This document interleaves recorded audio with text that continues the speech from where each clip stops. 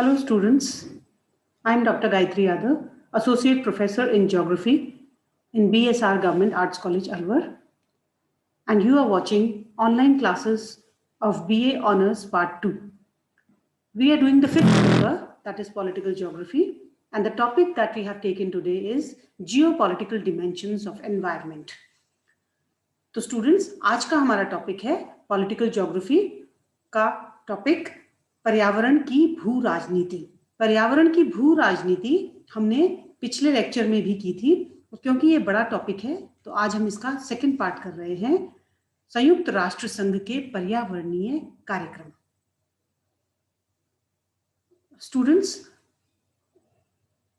1950s के बाद automobile sector में एक उछाल आया और दुनिया में बहुत सी गाड़ियां होने लगी, पेट्रोलियम का उत्पादन बढ़ने लगा, मानव का सभी क्षेत्रों में प्रसार होने के कारण जंगल कटने लगे और मटीरियलिस्टिक अप्रोच के कारण बहुत से फैक्ट्रीज या बहुत से उद्योग लगने लगे।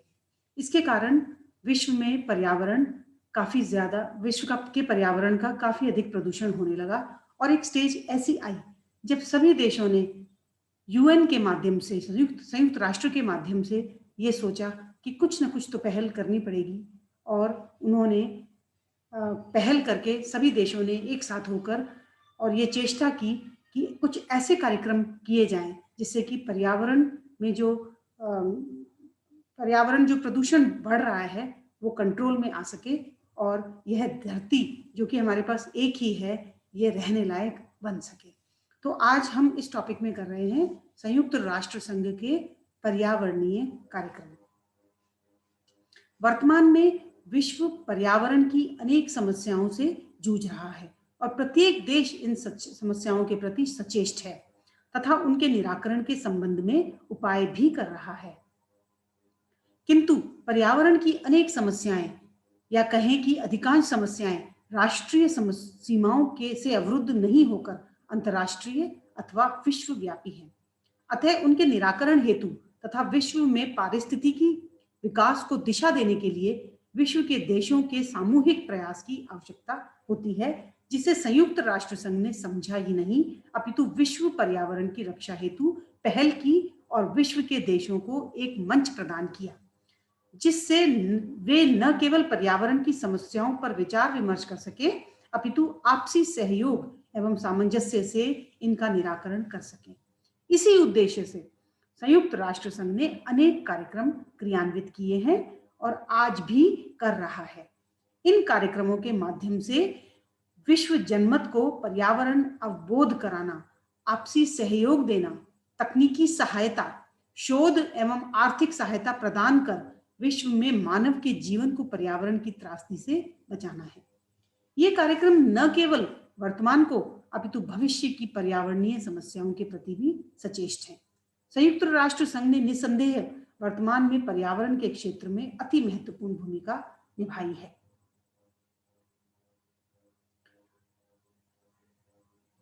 पर्यावरण कार्यक्रमों का प्रारंभ।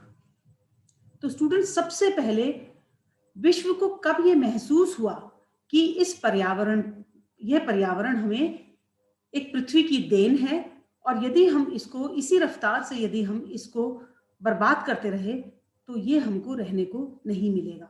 तो ये पहल हुई 1972 में, सन 1972 में, जिसमें कि पूरा विश्व एक साथ आगे आया और पूरे विश्व ने ये देखा कि पर्यावरण सिर्फ एक देश की समस्या नहीं है, जबकि ये एक इंटरकनेक्टेड समस्या है और सारे देश यदि मिलकर इसको सॉल्व करने की कोशिश करेंगे तभी ये प्रॉब्लम सॉल्व हो पाएगी।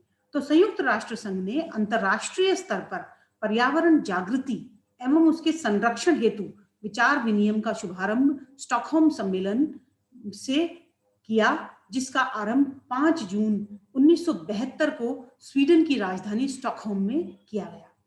इसे संयुक्त राष्ट्र संघ ने आयोजित किया था। तो ये सम्मेलन संयुक्त राष्ट्र संघ ने आयोजित किया था और ये सबसे पहल, इसको हम पहल मान सकते हैं या प्रथम इसको हम एक एफर्ट मान सकते हैं पूरे विश्व का, जिसमें पूरा विश्व एक साथ आया था और उन्होंने ये स्वीकार किया कि हाँ, हमारा पर्यावरण प्रदूषित लगातार हो रहा है और यदि हमें इसका संरक्षण करना है तो हम सबको एक साथ आना होगा। इस सम्मेलन में पर्यावरण के संरक्षण एवं अवबोध हेतु एक विशद कार्यक्रम तैयार किया गया, जिसे स्टॉकहोम घोषणा पत्र 1972 का नाम दिया गया है। इसे विश्व पर्यावरण का मैग्ना कार्टा कहा गया। इसमें वर्णित 26 सिद्धांत पर्यावरणीय संरक्षण का आधार प्रस्तुत करते हैं। ये सिद्धांत विश्व पर्यावरण अवधारणा को निरूपित करते हैं। तो संक्षेप में ये सिद्धांत इस प्रकार से हैं। पहला,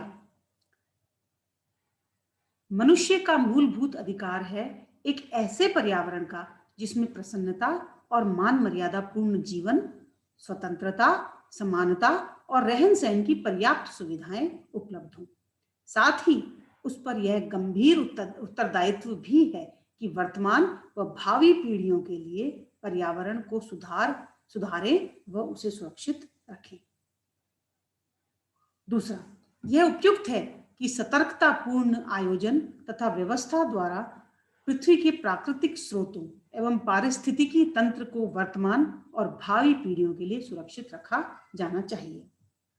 तीसरा, जीवन से संबद्ध ऐसे स्रोतों को जिनका नवीनीकरण संभव है, उनके द्वारा भूमि की उपजाऊ क्षमता बनाए रखी जानी चाहिए और जहां तक व्यवहारिक हो उसे पुनः स्थापित किया जाना चाहिए। वन्य प्राणी प्रजाति की सुरक्षा करना तथा उनको बुद्धिमत्तापूर्वक व्यवस्थित करने का विशेष दायित्व चौथे पॉइंट में किया गया।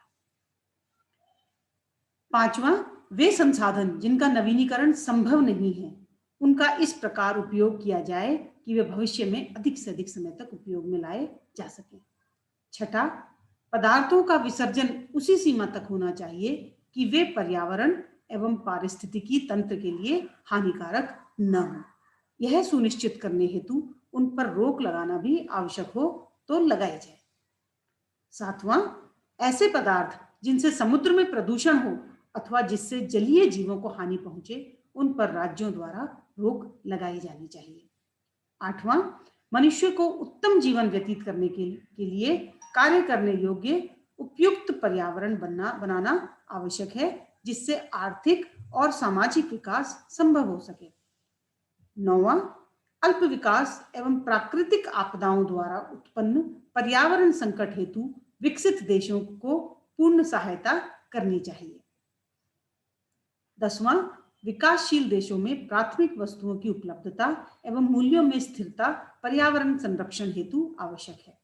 11वां, सभी राज्यों की पर्यावरणात्मक नीतियों के द्वारा विकासशील देशों को की वर्तमान तथा भावी विकास संभाव्यता में वृद्धि करना आवश्यक है। 12वां, विकासशील देशों में पर्यावरण एवं पारिस्थितिकी आयोजन हेतु अंतरराष्ट्रीय तकनीक एवं वित्तीय सहायता उपलब्ध कराने की आवश्यकता है। 13वां, संसाधनों के अधिक युक्त प्रबंधन को प्राप्त करने और पर्यावरण सुधार हेतु एकीकृत योजना तैयार करनी चाहिए, जिससे जनता के लाभ के लिए पर्यावरण रक्षण संभव हो। 14वां, उचित आयोजन द्वारा ही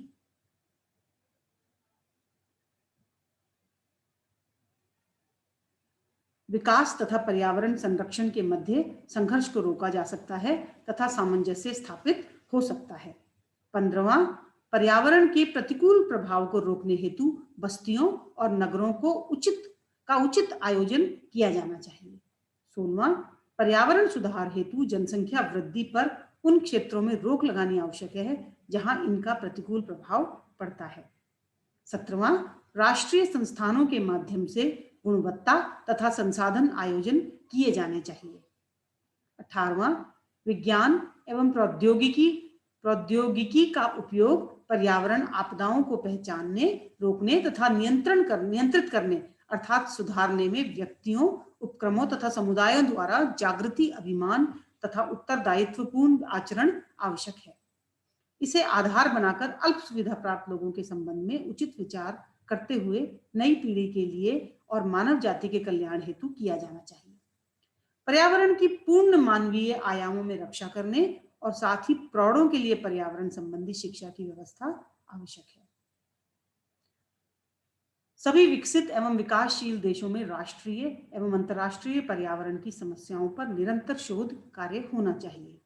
21वां, संयुक्त राष्ट्र संघ के चार्टर के अनुसार प्रत्येक देश को पर्यावरण उत्तरदायित्वों का निर्वाह करने तथा संसाधनों के दोहन का अधिकार है, किंतु इससे अनेक क्षेत्राधिकार से परे विपरीत प्रभाव नहीं होना चाहिए। 22वां, यदि राष्ट्रों के क्षेत्राधिकार से परे क्षेत्रों में पर्यावरण क्षति होती है या प्रदूषण फैलता है तो उसका समुचित मुआवजा दिया जाना चाहिए। 23वां, पर्यावरण के मानदंडों का निर्धारण ऐसा होना चाहिए जो सभी देशों को मान्य हो तथा अधिक खर्च वाले या अनुपयुक्त न हो, विशेषकर विकासशील देशों के संदर्भ में। 24वां, पर्यावरण की रक्षा और सुधार से संबंधित अंतर्राष्ट्रीय विषयों पर सभी देशों द्वारा चाहे वे छोटे हों या बड़े, सहयोग की भावना तथा बराबरी के आधार पर कार्यवाही करनी चाहिए तथा सभी राज्यों की सार्वभौमिकता तथा उनके हितों का उचित ध्यान रखा जाए। 25वां, राज्य यह सुनिश्चित करे कि अंतर्राष्ट्रीय संगठन पर्यावरण की रक्षा तथा सुधार के लिए एक समन्वित, सक्षम तथा गतिशील भूमिका का निर्वाह करते हैं। मनुष्यों और उनके पर्यावरण को आणविक हथियारों तथा जनसंहार के प्रभावों से बचाया जाना चाहिए तथा ऐसे हथियारों को जितना शीघ्र हो समाप्त करने का प्रयास करना चाहिए।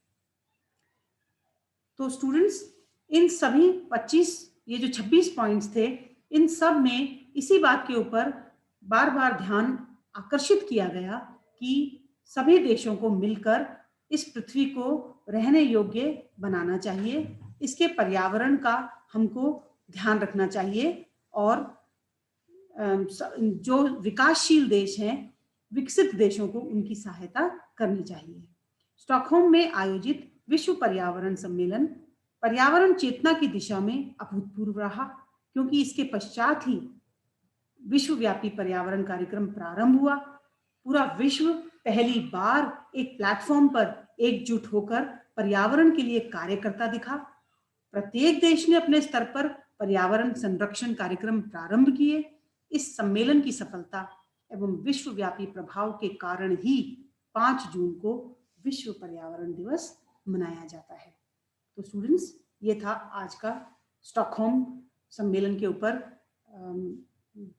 व्याख्यान।